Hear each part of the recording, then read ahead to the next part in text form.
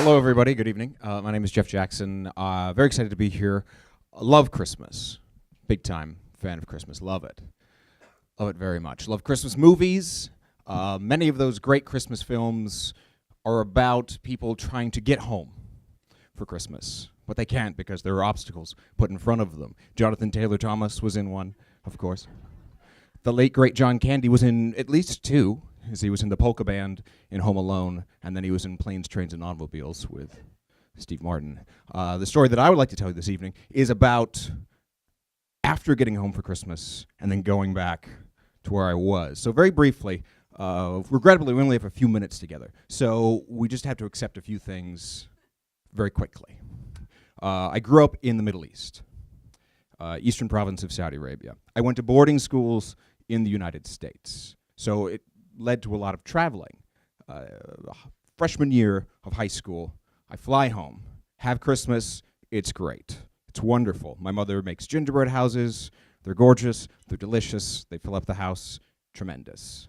My brother arranged for me to get a copy of Final Fantasy VII for the PlayStation, arguably the greatest video game of all time. It was a great Christmas. And then I had to go back to boarding school in Arizona, in the southwest of Arizona, a place called Verde Valley School outside of the village of Oak Creek, way out in the middle of nowhere. The sort of place that thinks that horseback riding is good for the development of a young person, in the absence of almost anything else. So we could teach them. We could teach them critical thinking. Nope, just get on that horse and work it out. Was basically their worldview. So there I am, thousands of miles away from my friends and my family. So to get from Saudi Arabia to Arizona takes a bunch of flights. And I was in this position, living in this private company town, a gated community constructed by the largest oil company on earth. Again, we don't have much time, so you just have to believe me that these things are real. So I'm living in this town, and all of us had to go to boarding school because there weren't high schools available for us. So sometimes we would be on a flight heading west with a large group of people that we knew. And this happened to be the case after Christmas break of my freshman year of high school. We flew on KLM, Royal Dutch Airlines, great airline, which flies through its hub in Europe, Amsterdam.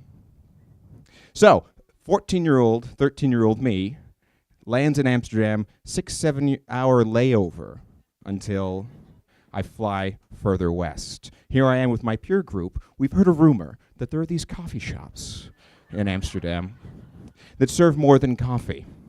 I'm there with childhood neighbors, Irene and Naomi and Gabby and my older brother, Roland. He's great. So we're all in Amsterdam.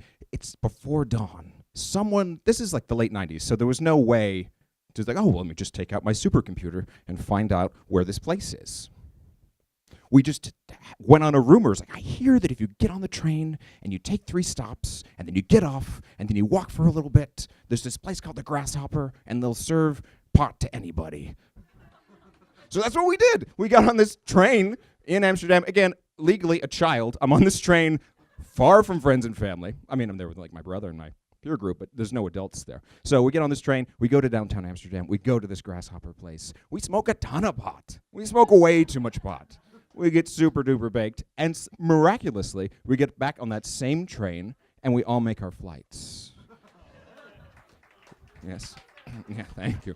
There's more. So we're in Schiphol Airport, which is the name of the airport in Amsterdam. We fly further west. We land in New York, and then we sort of split off. My brother was going to a boarding school in Colorado to smoke more pot and snowboard. And I was still with Irene and Naomi because they were going to a different boarding school called ORME, O-R-M-E, very similar to the Verde Valley School, but instead of horseback riding, they thought that football would be all that was necessary for the development of a young person.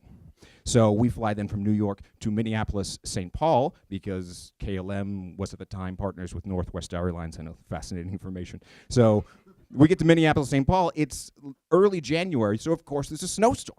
We're delayed in this airport for hours, still kind of stoned from halfway around the world.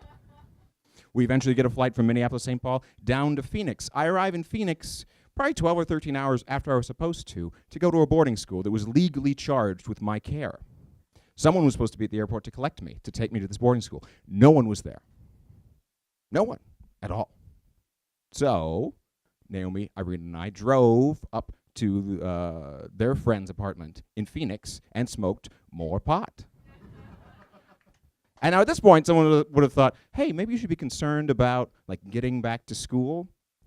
Maybe the school ought to be concerned about where's this student whose parents are paying us an enormous amount of money. He wasn't at the airport. Maybe he died en route. Who cares? They weren't there. They were not there.